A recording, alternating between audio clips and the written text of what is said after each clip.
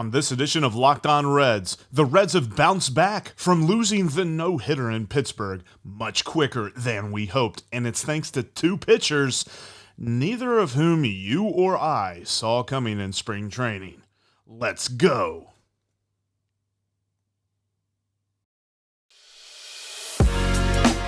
You are Locked On Reds, your daily Cincinnati Reds podcast, part of the Locked On Podcast Network, your team every day. You are Locked On Reds with myself, Jeff Carr, and my co-host Stephen Offenbaker, who is still on the indeterminate IL. Hopefully we'll get him back here soon, but he and I are both addicts of the Cincinnati Reds for pretty much our entire lives, and we've been podcasting about the Reds into our fourth season. We've turned an addiction to this team into information for you. Thanks for making Locked On Reds your first listen. We're part of the Locked On Podcast Network, your team every day, and we're free and available on all platforms. On today's podcast, how the Reds stopped the bleeding, why Conner Overton deserves your respect, and why the pressure is on Tyler Mahle. Let's start, though, with a great win as the Reds snatch victory from the jaws of defeat that they thought had snatched their victory. That was a crazy game. Conner Overton pitched phenomenally, but of course, we have to start with the man who I talked about should be one of your fan favorites, the guy who I said last Friday is a dude who fans should love. Alexis Diaz, absolutely amazing. He deserves more high leverage looks. Yes. Was it perfect? No. Was it inconsistent? Yes. He walked the bases loaded after, it's extra innings, so there was already a runner on second base, and you walked two guys, bases loaded, but he had struck out the side.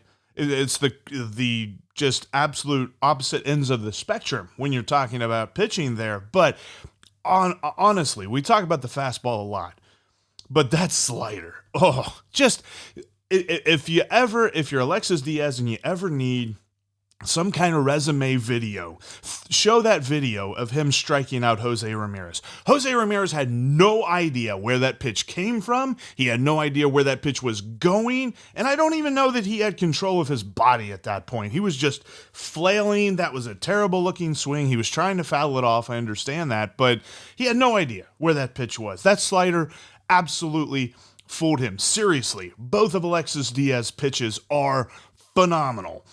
And, he stayed away. It was interesting. He had a strategy there. It's something that we talk about with the fastball that he's not really sure where it's going, but he did a good job. The two strikeouts that he had to begin the inning of Luke Mahle and Oster Mercado, which actually I think it's reversed order there, but whatever. He stayed away from both of those righties with his fastball and got them to swing and miss. It was a really good pitching performance there. I know that, he makes it really, really dicey there at the end. And whenever Jose Ramirez is at the plate, you're just like, well, forget this. The Reds aren't winning. But Alexis Diaz is just like, hold my beer. And I loved that performance. I mean, it didn't really concern me, though, those two walks, because here's the reason why. He was trying to make a force at any base. That's smart pitching there. Anyway, really good outing for Alexis Diaz. I want to see him in high leverage situations more often. And who knows, whenever Steve comes back, we might have to do a bullpen power rankings. I'm thinking of putting him at the top because he looks good. Also, Tyler Naquin. Let's look on the hitting side of things. Tyler Naquin went yard. But for the most part, it was patience in the little things that spurred the hitting on. In fact, real quick, let's talk about Tyler Naquin against the Guardians. He's mad at them. They cut him, they non-tendered him, and the Reds picked him up. And in 7 games against his former club, he has 11 hits and 4 homers in 7 games. He absolutely just has a disdain for Cleveland, which, hey, I mean, in Cincinnati, we can get behind that. You're not from Cleveland. You're from Cincinnati. TJ Friedl also continues to prove something. Now, you're going to say, Jeff, he doesn't get on base very much, but when he gets on base, he does damage. He's gotten on base 16 times this season. Yes, it needs to be a lot more than that, but the 16 times he's been on, he scored 10 of those 16 times. Dude is really good at moving himself over, whether it's by stolen base or he's very savvy whenever he can advance on a fly ball into the outfield. I love watching him run the bases. I just wish I could see more of it. He's definitely not getting on at the rate that you would like, but he's doing that damage. In fact, I'm not saying that he's anywhere near as fast or as special as Billy Hamilton was, but that was always our argument with Billy Hamilton. Well, he doesn't get on base enough. But when he gets on base, he does damage. That's what TJ Friedl does. And then Moose. Holy crap, Moose. He continues his surging resurgence. In the 17 games since he had time off for a strained bicep muscle, he's slashing .328, that's the batting average, .443 on base percentage, and .569 slugging. He's got 3 homers and a nice ratio of 9 walks to 10 strikeouts. And keep in mind that before he went on the IL with that strained bicep, he played in 9 games, and he had 13 strikeouts in those 9 games. He was struggling mightily. This is a totally different Moose, and I'm happy to see it. Also, Tyler Stevenson got a multi-hit game with an RBI. And in other news, the sky is blue. I'm just happy with the way that the Reds played in this game, though, man. That was a huge bounce back. The Reds needed a win, and they got a win. We haven't been able to say that very much this season, but the Reds got a win when they needed it. Conner Overton has been a surprise. You notice we didn't really talk a whole lot about him there in this first segment because I got a lot to say about him coming up in segment 2. But he has been a surprise that I wonder if he can keep this up. I'll tell you what I see after I tell you about the best way to hire, which is LinkedIn. With spring in the air, it's a time of renewal and growth, personally and professionally. As your small business grows, LinkedIn Jobs is here to make it easier to find the people you want to talk to faster and for free. Create a free job post in minutes on LinkedIn Jobs and reach your network and beyond to the world's largest professional network of over 810 million people. Then add your job and purple hashtag hiring frame to your LinkedIn profile to spread the word that you're hiring so your network can help you find the right people to hire. Simple tools like screening questions make it easy to focus on candidates with just the right skills and experience so you can quickly prioritize who you'd like to interview and hire. It's why small businesses rate LinkedIn Jobs number 1 in delivering quality hires versus leading competitors. LinkedIn Jobs helps you find the candidates you want to talk to faster. Did you know that every week nearly 40 million job seekers visit LinkedIn? Post your job for free. And LinkedIn.com/LockedOnMLB. That's LinkedIn.com/LockedOnMLB to post your job for free. Terms and conditions apply. Excuse me. Thank you for making Locked On Reds your first listen of the day. For your next listen, check out Locked On Now. Recaps of Major League Baseball games with analysis from our local experts in 30 minutes or less. There's no better way to go through the Major League Baseball season than to watch and listen to the Locked On Now podcast. It's just like Locked On Reds. Free and available wherever you get your podcast. And make sure you're following Locked On Reds on all platforms, including YouTube. Thanks for watching us right here. If this is your first time, hit that subscribe button and make sure your notifications are turned on for when we've got new videos coming up for you. On Thursday's podcast, the Tom Nichols Report 2.0 is here. What's Ellie De La Cruz up to? I saw that he hit a ball out of Day Air Ballpark the other day. Yes, I'm not kidding you. That was on the street. Absolutely crushed in the game that Joey Votto made a rehab start, which we'll talk about in a minute. And we go inside the Reds farm system with the inside man himself, Tom Nichols. That's on tomorrow's podcast. All right, Conner Overton. He has been a revelation. He has been the kind of pitcher that you did not expect because, frankly, whenever they signed him, I was like, all right, cool, whatever.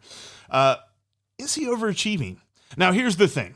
I think that we need to first and foremost say what we know, and what we know is in his 4 starts this season, he has been incredible. He has a 1.59 ERA, which is nice. He has a 0.89 whip, walks plus hits per innings pitched, so he's allowing less than a base runner an inning, which is very nice. He has provided some quality innings to a rotation that has limped through the first 6 weeks of this season. I'm not discounting anything that he has done. But the underlying numbers, the ones that predict trends, say watch out. In fact, this reminds me last year of Vladimir Gutierrez. As much as I love Goody, there were a lot of numbers that were saying, yeah, pump the brakes on him a little bit. He's not amazing. He's just okay. And Conner Overton is not even, the underlying numbers are very unkind to him right now. Let's start with the one that really sticks out, and it's the fact that he hasn't allowed a home run yet. Now, you can be a really good pitcher, but you're still going to allow a long ball every now and then, especially pitching in Great American Ballpark. He hasn't done it. In fact, he's allowed over 45% when you're talking about batters making contact, over 45% fly balls and line drives, and none of them have left the yard. That's unsustainable. That's going to change. As much as I hate to say it, that's going to change. But the biggest problem is he doesn't fool batters. In fact, he has the lowest chase rate on pitches outside the strike zone in Major League Baseball. He's literally in the bottom 1%. And he's in the bottom 4% in whiff rate. He's not missing bats. So he doesn't fool guys into swinging, and when they do swing at the pitches that they're not fooled by, they're not missing. Eventually, those are going to fall for hits. He does have a low batting average on balls in play. It's not super low. It's 250. So it's going to come up a little bit. But the contact, and this is where the whole thing kind of comes together. He's not striking people out. He's allowing fly balls and line drives that just haven't left the yard yet.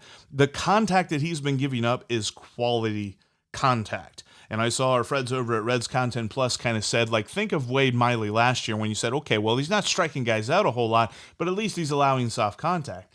Conner Overton's not even doing that.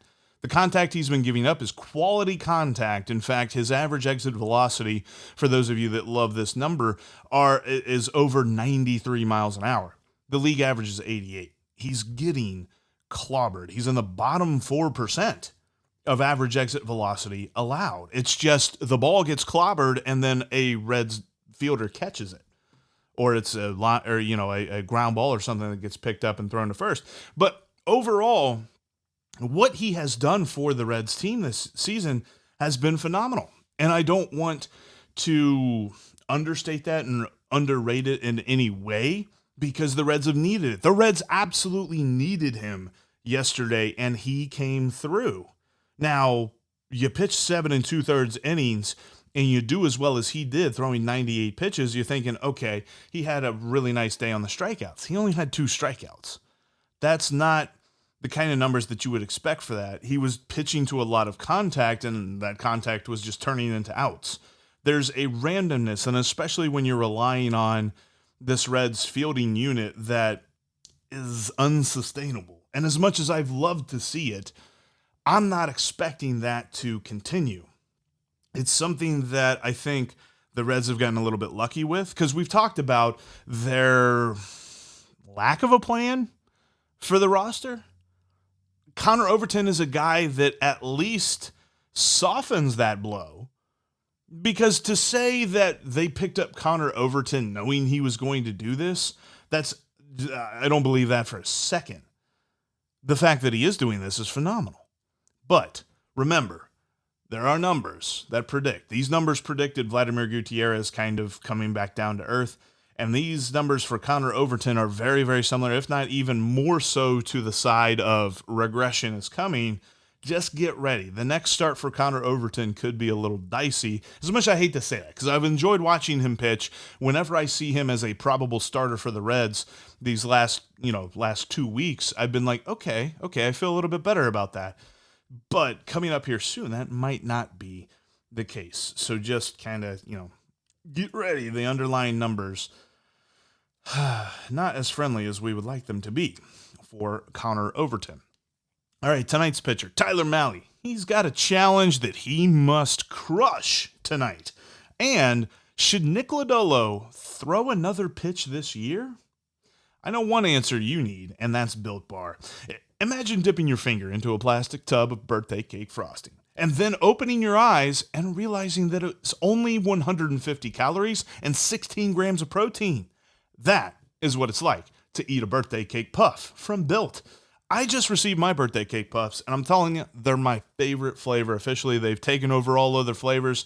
I love the birthday cake puff from Built Bar. You need to go to Built.com right now and get them right now because they might not be here tomorrow. These things are so amazingly tasty, and they're probably going to go very quick, so get your hands on some.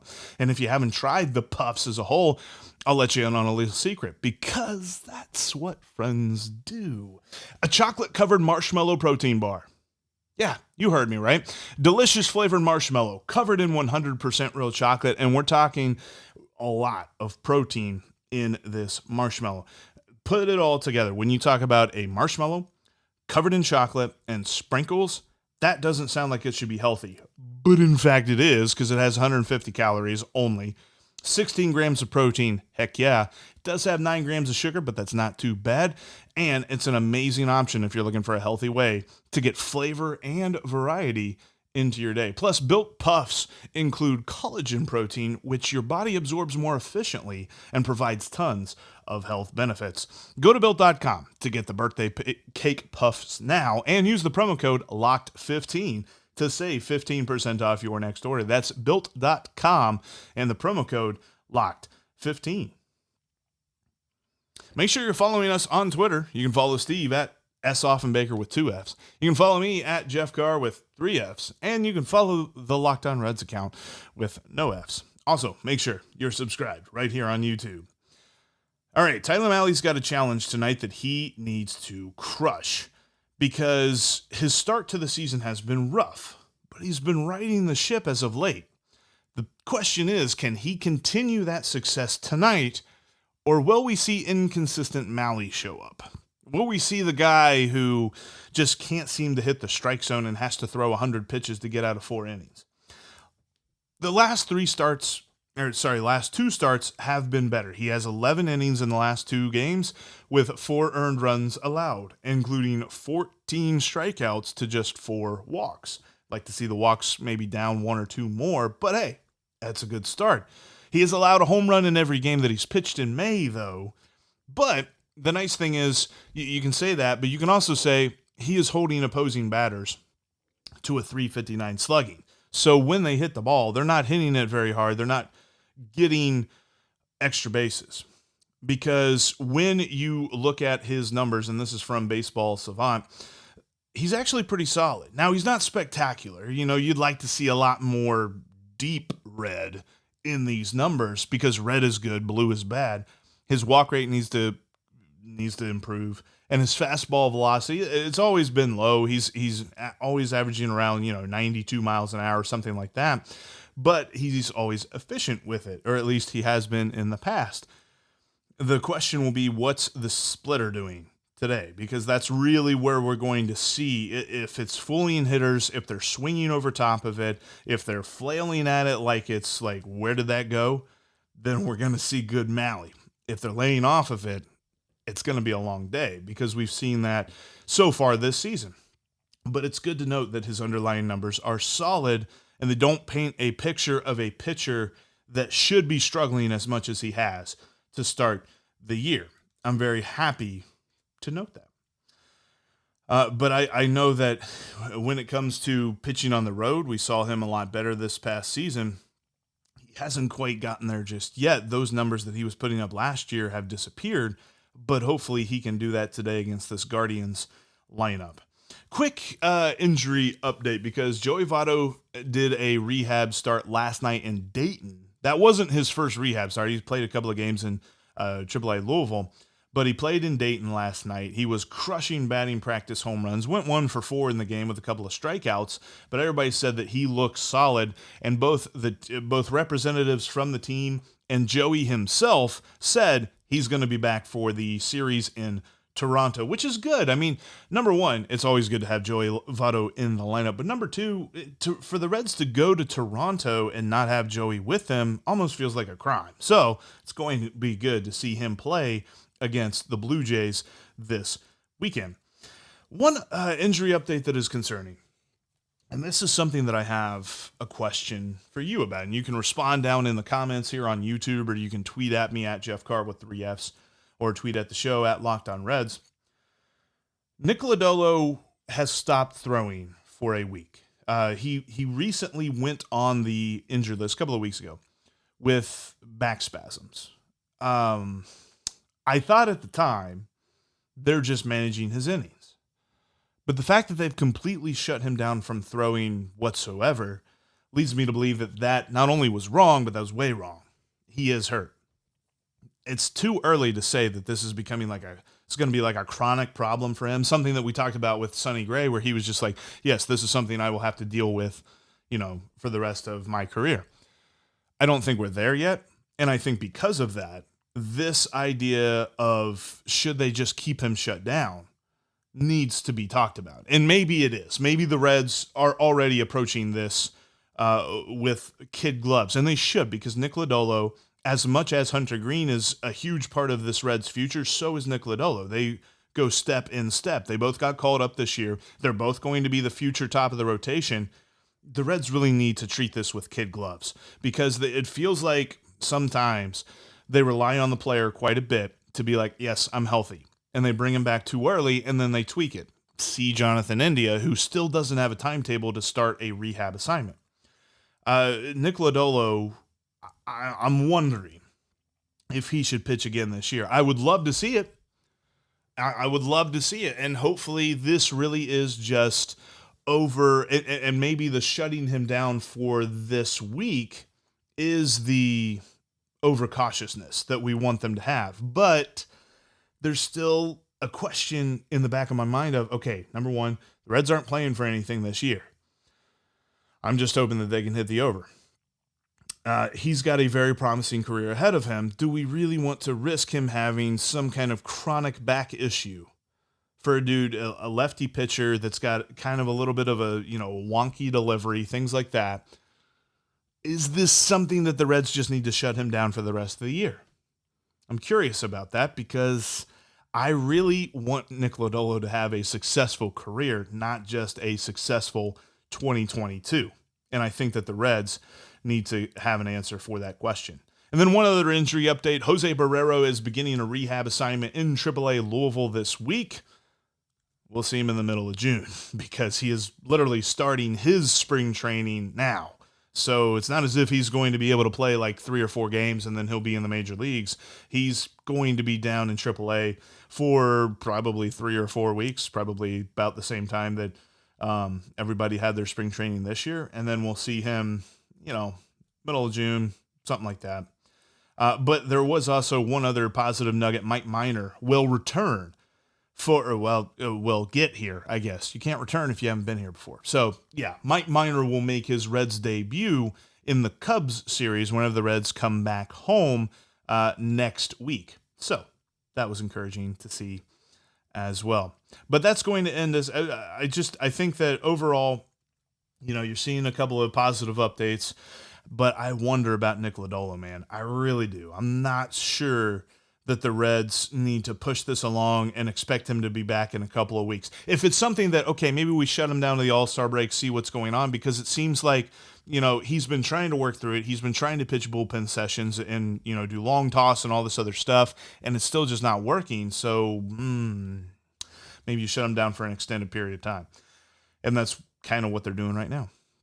But that's going to wrap us up for this edition of the Locked On Reds podcast. Coming up on tomorrow's podcast, Tom Nichols returns to update us on Ellie De La Cruz and the movers and shakers in the Reds farm system. Thanks for making Locked On Reds your first listen. Now make your second listen Locked On MLB, as Sully brings you his unique perspective on the major leagues, both past and present. Locked On MLB is just like Locked On Reds, free and available on all platforms. And hey, we got one more game in Cleveland, an off day, and then the Reds are heading to Toronto. You can count on us to be Locked On Reds every single day right here.